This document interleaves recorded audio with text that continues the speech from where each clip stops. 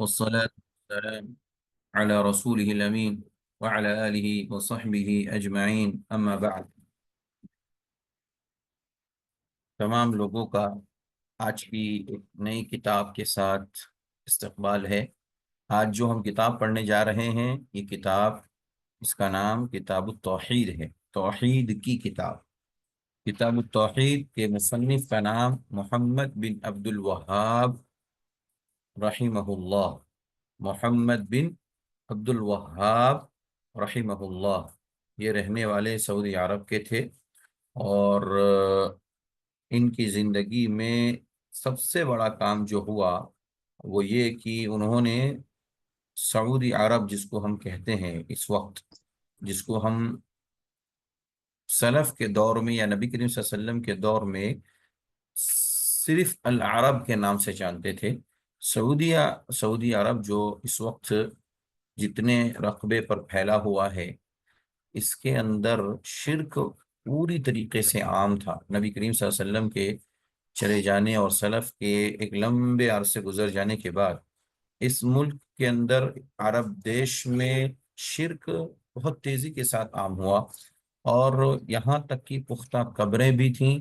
نتیجہ یہ ہوا کہ اسے پاک کر کے اللہ کی توحید کا مرکز بنا دیا جائے.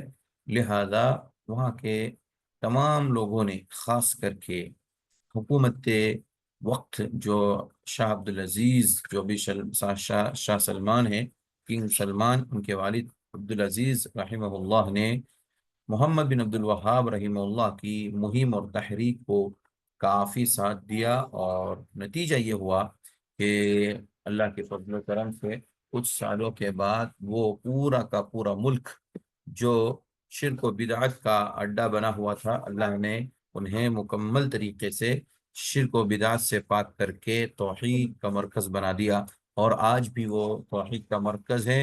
اور ہم دعا کرتے ہیں اللہ عز و جل سے کہ اللہ تعالیٰ اس ملک کو، سعودی عربیہ کو، مکمل اس عرب دیش کو اللہ تعالیٰ ہمیشہ تا قیامت توحید کا مرکز بنائے رکھے.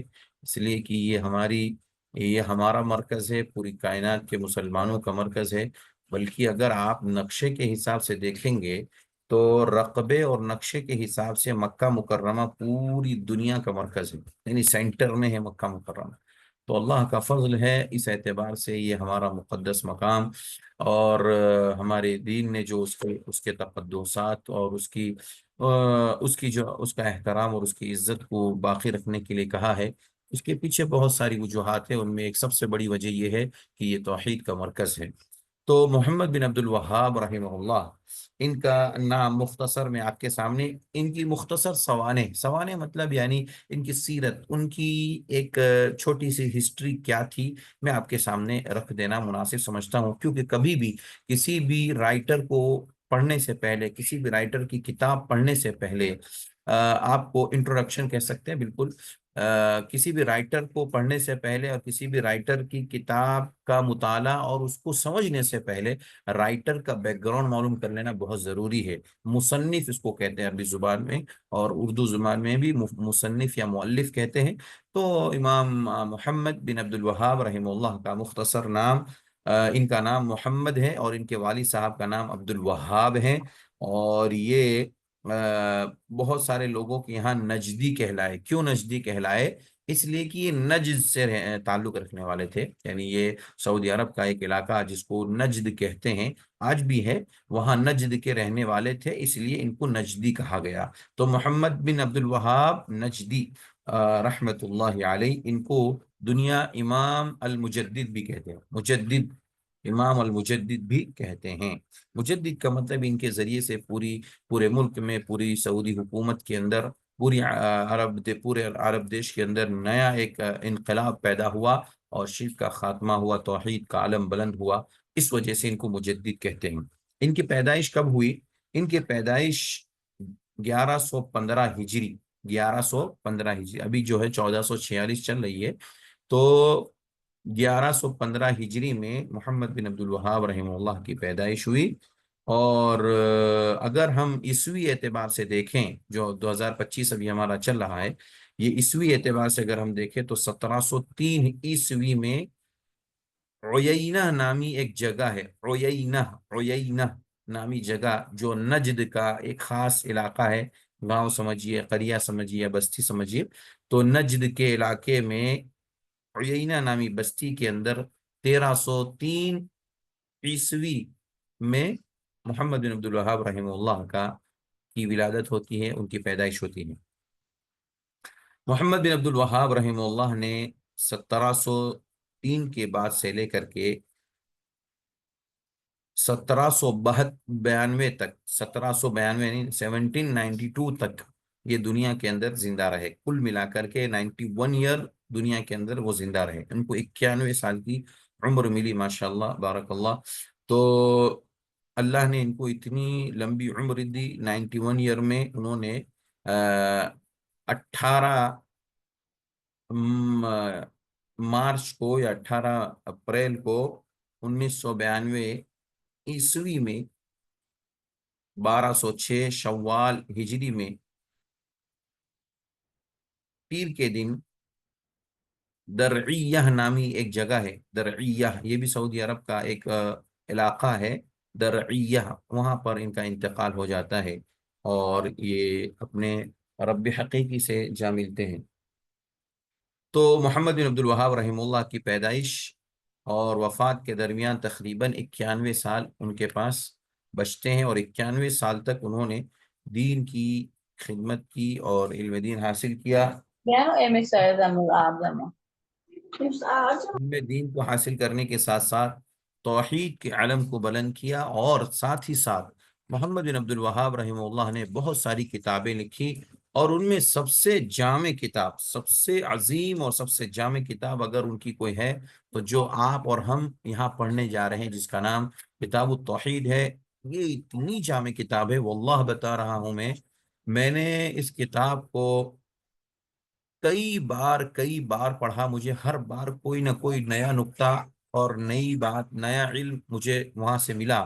کئی بار میں نے اس کے دروس دیے ماشاءاللہ، لیکن ہر بار مجھے نئی نئی چیزیں ملی، اس اعتبار سے میں نے، اور اس کی وجہ سے میرا عقیدہ سبحان اللہ، میری توحید اتنی مضبوط ہو گئی، اتنی مضبوط ہو گئی کہ مجھے ایسا معلوم ہوا کہ میں اس سے پہلے عقیدے کی بہت کمزوری میں تھا، لیکن اللہ کے فضل و کرم سے کتاب التوحید کے پڑھنے پڑھانے سے مجھے کافی فائدہ ہوا اور میں بہت مستفید ہوا ہوں۔ آپ لوگوں سے میں بھی دوبارہ گزارش کرتا ہوں کہ آپ لوگ اس کتاب سے برابر جڑے رہیے، اول تا آخر جڑے رہیے، اور اس کتاب سے جتنا فائدہ ہو سکے آپ اٹھائیے، اپنے عقیدے کی درستگی میں، صحیح کرنے میں اس سے جامع کتاب آپ کو کہیں نہیں ملنے والی ہے، اور اس سے اچھی کتاب مسائل کو سمجھنے، سمجھانے اور مختصر انداز میں دلائل کے ساتھ اس مسئلے کی وضاحت کرنے میں اتنی جامع کتاب آپ کو کہیں نہیں ملے گی۔ اور میرا مشورہ ہے کہ ہر گھر میں یہ کتاب ہونی چاہیے، جیسے قرآن مجید، احادیث رسول کتابوں کی شکل میں ہمارے یہاں موجود ہیں، ایسے ہی کتاب التوحید کی شکل میں محمد بن عبد الوہاب رحمہ اللہ کی کتاب ہمارے پاس، ہمارے گھر میں موجود ہونی چاہیے، تاکہ ہم گاہے بگاہے، وقتاً فوقتاً ہمیں یہ چیز جو ہے فائدہ دیتی رہیں، اور ہمارے سامنے جب رہے گی تو ہم کبھی بھی اسے کھول کر کے پڑھ لیں گے، اور اس کے بعد ہم اس سے مستفید ہوتے رہیں گے۔ یہ مکتبے بہت سارے ہیں ہندوستان میں، بہت سارے شہروں میں مکتبے موجود ہیں، وہاں پر کتابیں دستیاب ہوتی ہیں، وہاں پر آپ جائیں گے، آپ آن لائن بھی منگا سکتے ہیں، اس میں کوئی مسئلہ نہیں ہے، کہیں سے بھی آپ کو جو ہے کتاب میسر ہو جائے گی، لیکن میرا ماننا یہ ہے کہ ہر گھر میں یہ کتاب ہونا چاہیے، اور ہر طالب علم کے ساتھ اس کی زندگی میں کتاب التوحید ہونی چاہیے، یہ میرا مشورہ ہے ذاتی، کہ ہر کسی طالب علم کے ساتھ ہونا چاہیے۔ بہرحال، تو شیخ محمد بن عبد الوہاب رحمہ اللہ کا جو وقفہ رہا وہ 91 ایئر، 91 سال دنیا میں زندہ رہے، اور مرض اور بیماری کی وجہ سے آخر میں رب حقیقی سے جامل وفات پا گئے۔ ان کا جو مقبرہ یا ان کی جو مکان الدفن ہے، جو تدفین کی جگہ ہیں، ان کو جہاں دفن کیا گیا، وہ قریوہ، قریوہ نامی جگہ ہے ایک، وہاں پر ان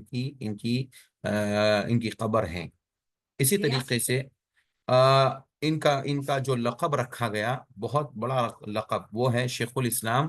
شیخ الاسلام اس لیے کہ انہوں نے یہ اسلام کے لیے جو کام کیا، سب سے بڑا کام توحید کو بلند کرنا اور شرک کا خلا کما کرنا پورے عرب دیش میں جہاں پر اسلام پھیلا تھا اور امن و شانتی کی زندگی لوگ گزار رہے تھے، لیکن بعد میں لوگوں نے پھر شرک کو عام کر دیا۔ نبی کریم صلی اللہ علیہ وسلم نے اس ملک سے شرک کو ختم کیا تھا، پھر محمد بن عبد الوہاب رحمہ اللہ نے شرک کو ختم کرنے کا کام کیا، اس لیے ان کو شیخ الاسلام کا لقب دیا جاتا ہے۔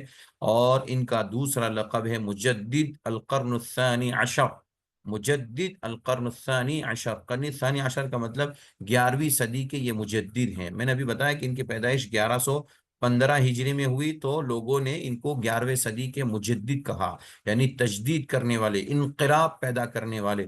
ایسی شخصیت تھی، اللہ نے ان سے ایسا کام لیا، سبحان اللہ۔ تو یہ محمد بن عبد الوہاب رحمہ اللہ کا لقب ہے، شیخ الاسلام اور مجدد القرن الثانی عشر۔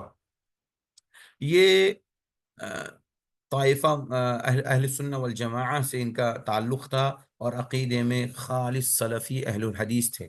آپ کو سب سے بڑی خوبی کی بات یہ بتاؤں کہ عقیدے میں یہ خالص سلفی اور اہل الحدیث تھے، اور اپنے آپ کو فقہی مسئلے میں امام احمد بن حنبل سے قریب رکھتے تھے۔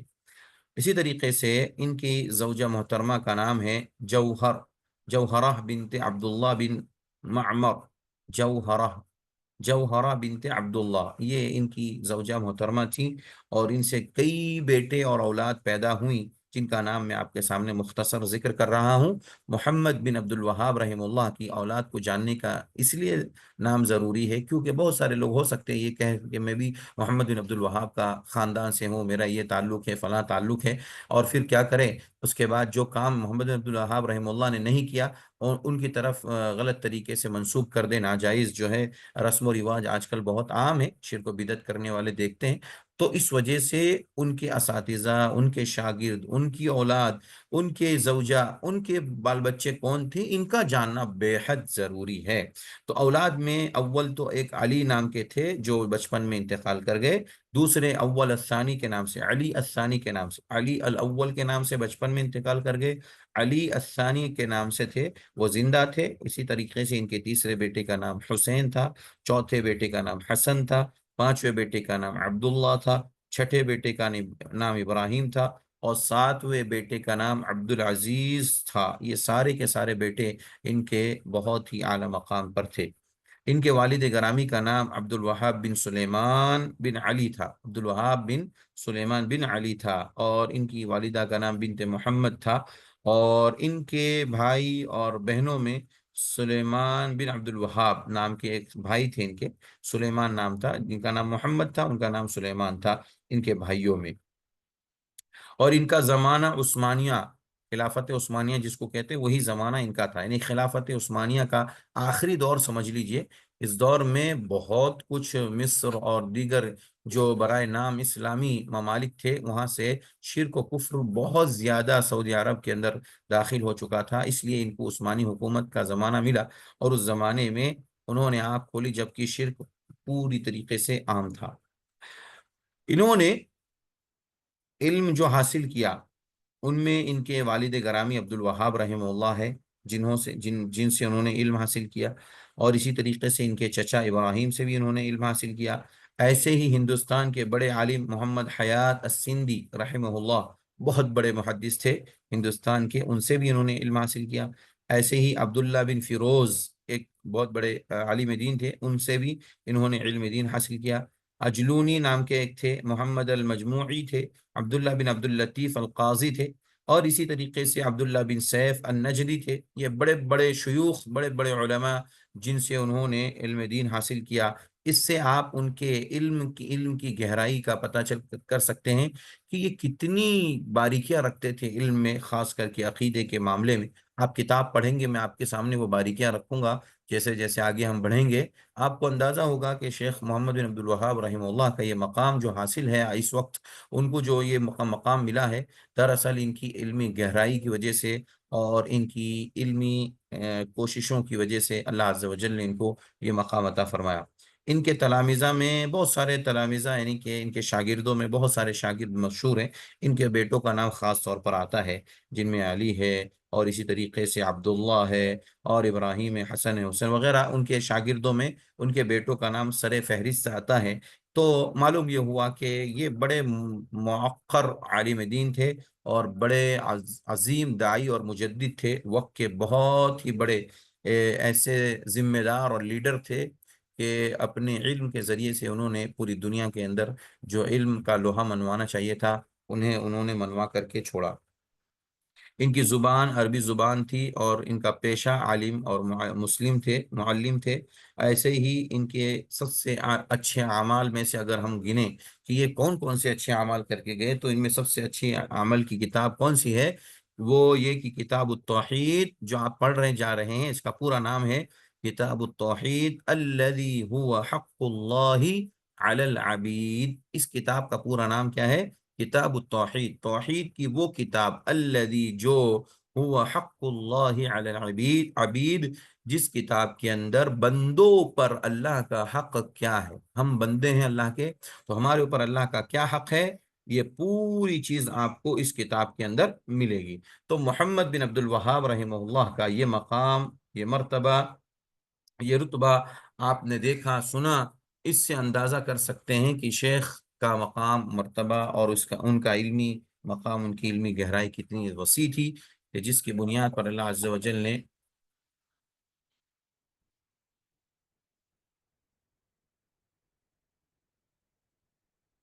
آج بھی ہمیں اس کتاب سے استفادہ کرنا ہے۔ آج جو ہم سب سے پہلا باب پڑھنے جا رہے ہیں، یہ باب اول یعنی پہلا باب ہے۔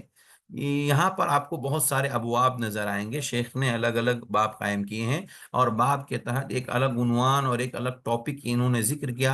اور ان کی سب سے بڑی پہچان اس کتاب کے اندر یہ ہوتی ہے کہ جو ٹاپک وہ چھیڑتے ہیں، یا جس ٹاپک کو وہ لاتے ہیں، اس ٹاپک کے تعلق سے قرآن مجید میں جتنی آیتیں ہیں ان سب کو پیش کرتے ہیں، اور اس کے بعد احادیث رسول کو پیش کرتے ہیں۔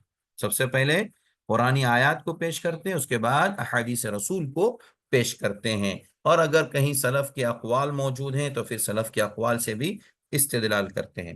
تو سب سے پہلا عنوان بہت ہی پیارا ہے، بہت ہی اہم ہے، وہ یہ ہے کہ عبادات کی بنیاد توحید ہے۔ اللہ اکبر! عبادات، ہم چھوٹی بڑی ظاہری باطنی سب کے سامنے اجتماعی انفرادی جتنی عبادتیں ہیں، ساری عبادات کی بنیاد توحید ہے، عقیدہ ہے۔ یہ بتانا چاہ رہے ہیں اس عنوان کے تحت کہ مثال کے طور پر ہم چھوٹی عبادت کرتے ہیں، جیسے چھوٹی عبادت، کوئی بھی چھوٹی عبادت چھوٹی نہیں ہوتی۔ اللہ کی عبادت ساری کی ساری جو ہے بہت ہی عظیم ہے، مگر لوگوں کی نظر میں وہ چھوٹی ہو سکتی ہے۔ تو چھوٹی عبادت، جیسے لوگ کہتے ہیں کہ بھائی 1 روپیہ صدقہ کرنا بہت مختصر معمولی صدقہ ہے نا، ایسے ہی 1 لاکھ روپیہ صدقہ ہے، یہ بڑی عبادت ہو گئی ایک طریقے سے۔ ایسے ہی آپ ظاہری عبادت دیکھیے، ہم نماز پڑھتے ہیں سب کے سامنے پہ، اور جو ہے باطنی عبادت جیسے اللہ کا ڈر، اللہ کا تقوی، خوف اور رجا، یہ ساری چیزیں جو ہمارے دل میں موجود ہے، یہ بھی اللہ کی عبادت ہے۔ اسی طریقے سے کچھ عبادتیں جو اجتماعی ہے، جمعہ کا اہتمام، جمعہ کا خطبہ، جمعہ کی نماز، یہ اجتماعی ہے۔ کچھ عبادت انفرادی ہیں، جیسے کہ قیام اللیل، روزے، نفل روزے، یہ ساری عبادتیں۔ تو میں نے خلاصے کے طور پر 6 باتیں آپ کے سامنے ذکر کی۔ عبادت چاہے چھوٹی ہو، عبادت چاہے بڑی ہو، عبادت چاہے سب کے سامنے ہو، یا یعنی اس کو جو ظاہری کہتے ہیں، ظاہری ہو، سب کے سامنے ہو، یا باطنی یعنی الگ اپنے ایک کمرے میں ہو۔ عبادت چاہے اجتماعی ہو یعنی سب کے ساتھ ہو، یا انفرادی یعنی تنہا ہو۔ 6 بات ہو گئی۔ عبادت چاہے تو وہ دلیلوں کی روشنی میں ہو، یا معمولی جس کے اندر بہت سارے دلائل موجود ہوں، چاہے وہ ایک دلیل پر قائم ہو، کوئی بھی عبادت ہو، ساری عبادتوں کی بنیاد توحید ہے۔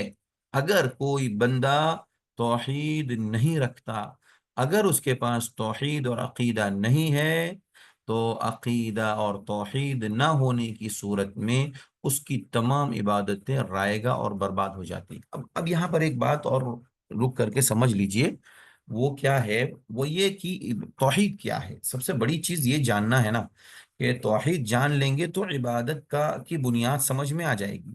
توحید کیا ہے؟ توحید وحد یوحد، توحید ہے یہ توحید جو ہے یہ مصدر ہے جس کے معنی ہوتے ہیں ایک کرنا، ایک بنانا، یعنی ہم کسی بھی چیز کو ایک بناتے ہیں یا ایک کرتے ہیں تو اس کو توحید کہتے ہیں۔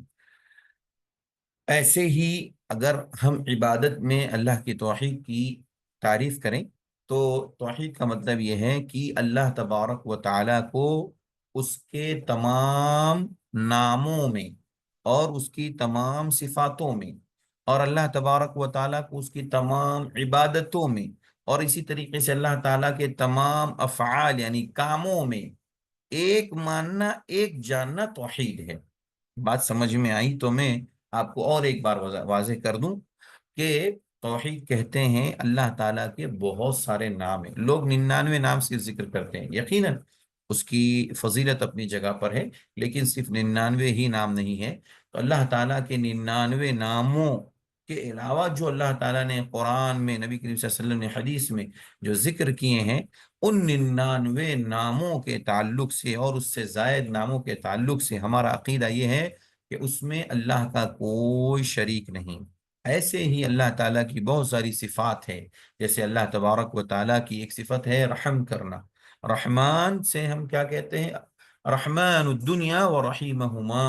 اللہ تبارک و تعالیٰ دنیا اور آخرت میں دونوں جگہ رحمان ہیں تمام کائنات کے لیے، لیکن رحیم ہے آخرت میں صرف مومنوں کے لیے۔ تو اللہ کی ایک صفت جو ہے رحم ہے، رحم کرنا، یہ اللہ تعالیٰ کا رحم کرنے کا جو مادہ ہے، یہ صفت ہے، یہ بالکل خالص ہے، اس میں کوئی شریک نہیں اللہ تعالیٰ۔ ایسے ہی اللہ کی بہت ساری صفات ہیں، بہت ساری صفات ہیں، ان تمام صفات میں اللہ کا کوئی شریک نہیں، کوئی ساجی نہیں، کوئی برابر نہیں، کوئی ہمسر نہیں، کوئی اس جیسا نہیں۔ اللہ خالص ہے، اللہ توحید میں اللہ تعالی ہمارے سب کاموں میں بھی اکیلا ہے۔ جیسے اللہ تعالیٰ کے نام میں اللہ تعالیٰ اکیلا ہے، اللہ تعالیٰ کی صفاتوں میں اللہ تعالیٰ اکیلا ہے، ایسے ہی اللہ کی جتنی عبادتیں ہیں، چھوٹی بڑی ظاہری باطنی اور اجتماعی انفرادی، ہر طرح کی تمام عبادتوں میں اللہ تعالیٰ اکیلا ہے، تنہا معبود ہے، اس کے ساتھ کسی کو نہ پوجا جائے نہ شریک کیا جائے۔ اور اسی طریقے سے اللہ تعالیٰ کے جتنے افعال ہیں، جتنے کام ہیں، روزی دینا اللہ تعالیٰ کا، یہ بھی ایک کام ہے۔ اللہ تعالیٰ جو ہمیں پیدا کرتا ہے یا ہمارے گھروں میں جن کی پیدائش ہوتی ہے، یہ اللہ کی تخلیق ہے، اس کا مطلب یہ ہے کہ یہ صفات ہے اللہ تعالیٰ کی، اور اللہ تعالیٰ کا یہ عمل، یہ کام ہے۔ تو اس افعال کو صحیح صحیح قبول کرنا اور اس میں کسی کو شریک نہیں کرنا۔ بارش برسانے میں اللہ اکیلا ہے، اللہ تعالیٰ موت دینے میں اکیلا ہے، زندہ رکھنے میں، سارے مسائل کو حل کرنے میں، ساری ضروریات کو پورا کرنے میں اللہ اکیلا ہے، تنہا ہے۔ تو یاد رکھنا چاہیے ہمیں کہ اللہ تعالیٰ کا ان افعال میں کوئی شریک نہیں ہے، کوئی ساجی نہیں ہے، اللہ تنہا ہے، اللہ کا کوئی شریک و ساجی نہیں ہے۔ تو اس چیز کا نام توحید ہے۔ اگر ہم اللہ کو اس کے افعال میں بھی خالص مانتے ہیں، اکیلا مانتے ہیں، اس کی عبادتوں میں بھی اللہ کو اکیلا مانتے ہیں، اس کے ناموں میں، اس کی صفات میں، سب چیز میں اللہ کو اکیلا مانتے ہیں، تو یاد رکھنا اسی کا نام خالص توحید ہے، اور یہی خالص توحید تمام عبادتوں کی بنیاد، بیس اور جڑ ہے۔ اگر یہ توحید ہمارے پاس ہے تو ہماری ساری عبادتیں، چھوٹی بڑی ظاہری باطنی اور اسی طریقے سے اجتماعی اور انفرادی، ہر طرح کی عبادت اللہ کے ہاں قبول ہے۔ لیکن اگر اس توحید میں فطور ہے، اس توحید میں کمزوری ہے، اس توحید میں شرک اور کفر کی بو آتی ہو، ریاکاری کی بو آتی ہو، اور دکھاوا اور سمع کی بو آتی ہو، تو پھر یہ توحید خالص نہیں ہے، اور اس توحید کی بنیاد پر ہماری عبادتیں ناکام ہو جائیں گی، یا پھر کلی طور پر رد کر دی جائے گی، یا یہ کہ اس کو قبول نہ کیا جائے گا، دھتکار دیا جائے گا۔ تو یہ ہے عبادت کی بنیاد توحید۔ اس ٹاپک کو سمجھانے کے لیے میں نے اتنی لمبی آپ کے سامنے بحث رکھی۔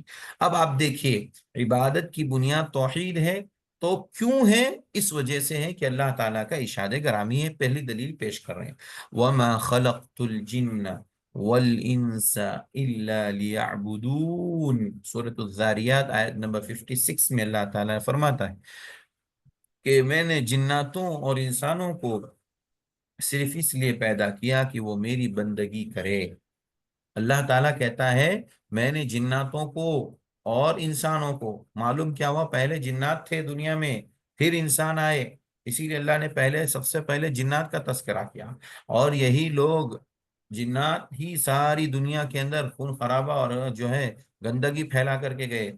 اللہ عز و جل نے ان کو پہلے بھیجا تھا، اس کے بعد انسانوں کو بھیجا۔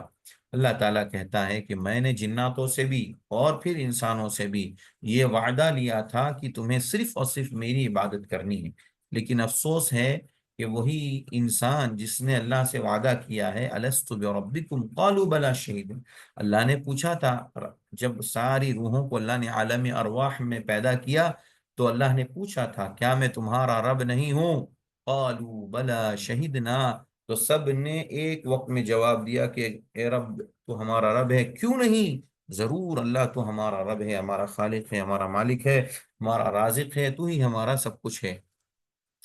تو بہرحال کہنے کا مطلب یہ ہے کہ ہمیں اس بات پر غور فکر کرنا چاہیے کہ اللہ کی توحید کی کتنی اہمیت ہے کہ اس کے بغیر کوئی عبادت قبول ہی نہیں ہو سکتی۔ اور قرآن کی یہ آیت بتاتی ہیں کہ اللہ نے ہماری تخلیق یعنی انسانوں کی، ہماری یعنی جناتوں کی، انسانوں اور جناتوں کی تخلیق، ان کو پیدا کیا صرف اس لیے الا لیعبدون۔ اس کی دوسری آیت کریمہ میں آپ کو دیکھیں گے عبداللہ ابن عباس نے اس کی دوسری قرأت یوں کی ہے الا لیوحدون، کہ اللہ کے لیے توحید کو خاص کریں۔ اللہ نے انسانوں کو اس لیے پیدا کیا کہ وہ اللہ کی توحید کو خاص کرے، اللہ نے جناتوں کو اس لیے پیدا کیا کہ وہ تاکہ وہ اللہ کی توحید کو خاص کرے اللہ کے لیے۔ اگر کوئی بندہ اللہ کے ساتھ اللہ کی توحید میں، انسان ہو یا جنات ہو، کوئی بھی کسی بھی طرح سے اس کے اندر کسی کو شریک کرتا ہے تو یاد رکھیں گے کہ وہ انسان شرک کی طرف جا رہا ہے، اللہ کی توحید کو چھوڑ کر کے دوسرے راستے پر جا رہا ہے۔ تو یہ پہلی آیت بتاتی ہے ہم سب کو کہ بغیر توحید کے عبادت قبول نہیں ہے۔ عبادت کا لفظ استعمال ہوا الا لیعبدون، سب کو یہ کہا گیا کہ وہ اللہ کی عبادت کرے، یعنی اللہ کی عبادت کیسے کریں گے؟ توحید کی بنیاد پر کریں گے، الا لیوحدون، توحید ہی کی بنیاد پر اللہ کی عبادت کی جائے گی۔ جی، دوسری آیت کریمہ جو بطور دلیل یہاں پیش کی گئی ہے وہ یہ ہے وَلَقَدْ بَعَثْنَا فِي كُلِّ أُمَّةٍ رَسُولًا أَنِ اعْبُدُوا اللَّهَ وَاجْتَنِبُوا الطَّاغُوتَ۔ اللہ نے فرمایا ہم نے تحقیق کہ ہم نے بھیجا فی کل امت رسولا، ہر امت کے اندر ایک رسول، ہم نے ہر امت میں ایک رسول بھیجا۔ جب بھی وہ رسول دنیا کے اندر ہر امت کے اندر آئے تو انہوں نے کیا دعوت دی، ان کا منشا کیا تھا، ان کی منشا کیا تھی، ان کی دعوت کیا تھی، ان کا پیغام کیا تھا؟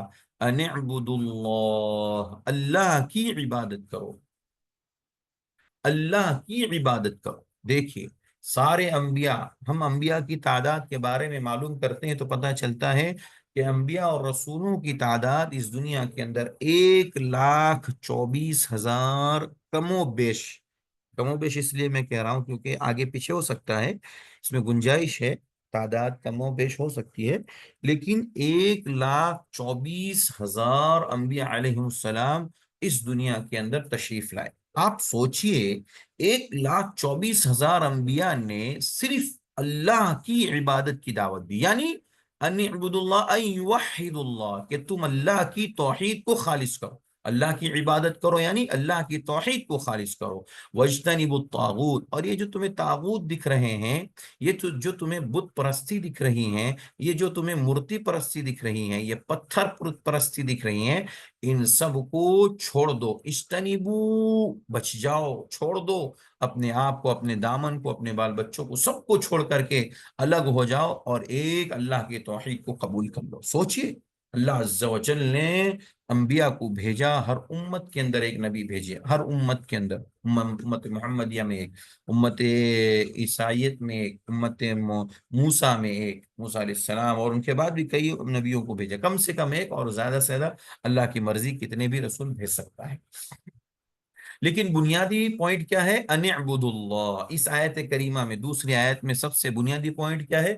ان اعبدوا اللہ، سب کی دعوت ایک دعوت تھی، ان اعبدوا اللہ، کہ اللہ کی عبادت کرو، یعنی ان یوحدوا اللہ، کہ صرف اللہ کی توحید کو خالص کرو، اللہ کی توحید کو خالص کریں گے تو اللہ کی ہوئی ہماری عبادتیں قبول ہوں گی۔ اگر اللہ کی توحید کو ہم نے خالص نہیں کیا، اس میں کسی کو شریک رکھا، تو پھر یاد رکھیں گے کہ ہماری توحید بھی خالص نہیں اور ہماری عبادت بھی خالص نہیں ہے۔ تیسری آیت کریمہ، اللہ عز و جل نے اس سورہ اسراء کی آیت نمبر 23 میں فرمایا وَقَضَى رَبُّكَ أَلَّا تَعْبُدُوا إِلَّا إِيَّاهُ وَبِالْوَالِدَيْنِ إِحْسَانًا۔ وَقَضَى رَبُّكَ، آپ کے رب نے یہ فیصلہ کر دیا ہے، آپ کے رب کا یہ فیصلہ ہے، کیا ہے؟ اللہ تعبدو، کہ تم لوگ عبادت نہیں کرو گے، الا ایہ، مگر کس کی؟ صرف اور صرف اللہ عز و جل۔ اللہ نے کیا فرمایا؟ آپ کے رب نے یہ فیصلہ کر دیا ہے کہ تم صرف ایک اللہ کی عبادت کرو گے، وبالوالدین احسانہ، اور والدین کے ساتھ حسن سلوک کرو گے۔ میں آپ لوگوں کے سامنے یہ بتانا چاہتا ہوں اس آیت کی روشنی میں، جو پوائنٹ ہے، جو نقطہ ہے، وہ کیا ہے؟ اللہ کا فیصلہ ہے، توحید دنیا میں قائم ہوگی، توحید اور عقیدہ دنیا میں قائم ہوگا، اللہ کی عبادت دنیا میں کی جائے گی، چاہے دنیا کتنا سر پٹک لے، چاہے دنیا کتنی اپنے آپ کو لوگوں کو مجبور کر دے، ان کو بم بارودوں سے اڑا دے کسی بھی طریقے سے، لیکن دنیا کے اندر اللہ کی توحید قائم ہو کر کے رہے گی، یہ اللہ کا فیصلہ ہے۔ اور رب کریم کا جو فیصلہ ہوتا ہے وہ کبھی رد نہیں ہوتا، وہ کبھی بدل نہیں سکتا۔ اس لیے میں آپ سے کہتا ہوں، بار بار یہ بات کہہ رہا ہوں، اس کتاب کے پڑھنے پر بہت فائدے ہیں، بہت فائدے ہیں۔ یہ آپ کو تین باتیں خاص طور پہ تین آیتوں میں الگ الگ ملی۔ وہ کیا ملی؟ الا لیعبدون، پہلی آیت میں جو کہا، اس کا مطلب ہے الا لیوحدون، کہ اللہ کی عبادت کرو، یعنی اللہ نے کہا تم میری ہی عبادت کرو، یعنی میری توحید کو خالص کرو، یعنی جب میری توحید کو تم خالص کرو گے تو میری عبادت کر پاؤ گے، اور اگر میری توحید خالص نہیں ہوگی تو تم میری عبادت نہیں کر پاؤ گے۔ اور ایسی یہی تو وجہ ہے، آج دنیا کے اندر مسلمانوں کی حالت کو دیکھ لیجیے، کہ مسلمان کلمہ گو ہے، اپنے آپ کو کہتا ہے کہ میں مسلمان ہوں، لیکن اس مسلمان کا کیسا عقیدہ ہے، اس کی توحید کیسی ہے، کہ وہ اپنی عبادت دوسروں کے ساتھ خاص کر رہا ہے، سجدہ کسی اور کے سامنے کر رہا ہے، رکوع کسی اور کے سامنے کر رہا ہے، نذر و نیاز کسی اور کے سامنے پیش کر رہا ہے، ذبح اور قربانی کسی اور کے نام پر کر رہا ہے۔ یہ ساری باتیں کیوں کر رہا ہے؟ اس کے لیے کہ اس کے پاس عقیدہ نہیں ہے، عقیدہ ہے لیکن کمزور ہے، اس کی توحید کمزور ہے۔ اللہ نے کہا کہ توحید مضبوط کرو گے تو تمہاری عبادتیں قابل قبول ہوں گی۔ اور دوسری آیت میں سب سے بڑا میسج اور پیغام یہ ہے کہ دنیا میں جتنے انبیاء ہیں، سب انبیاء نے اللہ کی توحید کی دعوت دی، یعنی عبد اللہ کہہ کر کے کہا اللہ کی عبادت کرو، یعنی اللہ کی توحید کو لازم پکڑو، اللہ کی توحید کو خالص کرو، اور جب اللہ کی توحید خالص ہوں گی تو تم اللہ کی عبادت کر پاؤ گے، اور بت کو چھوڑو گے، طاغوت کو چھوڑو گے، شیطان کو چھوڑو گے، اور شیطان نما جتنے انسان ہیں جو انسان کو گمراہ کر رہے ہیں، شرک و کفر کی طرف لے جا رہے ہیں، ان کو تم چھوڑو گے۔ اللہ کا اس آیت کریمہ میں یہ بہت بڑا فیصلہ اور بہت بڑا پیغام ہے جو امت کے لیے، ہم سب کے لیے ہے۔ اور آخری تیسری آیت میں کیا کہا گیا؟ وَقَضَى رَبُّكَ أَلَّا تَعْبُدُوا إِلَّا إِيَّاهُ وَبِالْوَالِدَيْنِ، اللہ کا فیصلہ ہے، یہ پیغام ہے اس آیت سے کہ اللہ کا یہ فیصلہ ہو چکا ہے۔ کب ہوا ہے؟ جب کائنات کو اللہ نے بنایا، روئے زمین کو اللہ نے بنایا، انسان کو جب اللہ نے پیدا کیا، اس وقت سے اللہ کا یہ پیغام ہے، یہ فیصلہ ہو چکا ہے کہ اس روئے زمین پر اگر کسی کی حکومت ہوگی تو اللہ عز و جل کی، اگر کسی کی کوئی چیز چلے گی تو وہ صرف اللہ کی توحید کی بات ہوگی، اور اللہ کی توحید ہی کا فیصلہ آخری فیصلہ ہوگا، اول فیصلہ توحید کا، آخری فیصلہ توحید کا ہوگا۔ اسی لیے نبی کریم صلی اللہ علیہ وسلم سے ہم کو علم ہوا کہ حضرت آدم علیہ السلام سب سے پہلے موحد انسان تھے، اللہ کو ماننے والے، اور سب سے اخیر میں جو بھی شخص آئے گا وہ بھی توحید پر ہوں گا، اس لیے کہ اللہ کے نبی نے فرمایا کہ قیامت اس وقت تک قائم نہیں ہوں گی جب تک کہ روئے زمین پر اللہ اللہ کہنے والا ایک بھی بندہ باقی نہ رہے۔ جب تک ایک بندہ بھی رہے گا روئے زمین پر، یعنی اللہ کا قانون ہے، اللہ کا حکم ہے، اللہ کا فیصلہ جب تک قائم ہے رہے گا تب تک اللہ کا مقرر کردہ وعدہ قیامت نہیں آئے گی، اور جس دن قیامت آئے گی اس دن ساری چیزیں تباہ و برباد ہو جائیں۔ آپ اس سے اندازہ کیجئے کہ عبادت کی بنیاد توحید پر ہے تو کیوں ہے، اللہ نے اتنا مقام کیوں رکھا عقید توحید کا؟ اسی لیے آج سے اگر ہمارے دلوں میں کسی اور کی محبت تھی اللہ کے خاطر، اللہ کو چھوڑ کر کسی اور کے سامنے سجدے ریز، اللہ کو چھوڑ کر کسی اور کی محبت ہمارے دلوں میں تھی عبادت کی غرض سے یا کسی اور غرض سے، چھوڑ دیجئے اس کو اللہ کے خاطر، اللہ کی توحید کو خالص کیجئے۔ اگر ہماری عبادتوں میں، ہماری نمازوں میں ریا اور دکھاوا، نمود، شرک کی بو آ رہی تھی، چھوڑ دیجئے، اللہ کے لیے خالص کر دیجئے۔ اور اگر ہم یہ سوچتے تھے کہ شاید دنیا سے مسلمان مٹا دیا جائے گا، نہیں مٹایا جائے گا، یہ اللہ کا قانون ہے، روئے زمین پر ایک بھی اگر توحید والا بندہ بچے گا اللہ قیامت قائم نہیں کرے گا۔ سوچئے، ہمارا عقیدہ ہے کہ قیامت اس وقت تک نہیں آئے گی جب تک اللہ اللہ کہنے والا دنیا میں موجود ہے۔ اللہ سے میں دعا کرتا ہوں اللہ ہم سب کو توحید کو، عقیدے کو سیکھنے، سمجھنے اور اس کے مطابق زندگی گزارنے کی توفیق عطا فرمائے۔ وصلی اللہ علی نبینا محمد وعلی آلہ وصحبہ وسلم، والسلام علیکم ورحمۃ اللہ وبرکاتہ۔